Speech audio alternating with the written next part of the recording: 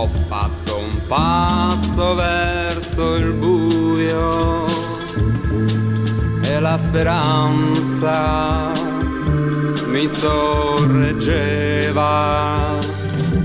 come morbida piuma, mi cullava. Ora mi accorgo del passo verso il buio. Poveri ricordi sono così lontani. Ora mi consolo già con i ricordi.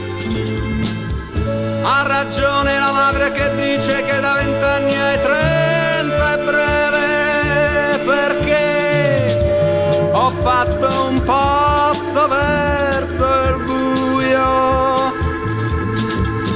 ed ancora la speranza mi sorreggeva come morbida piuma, mi cullava.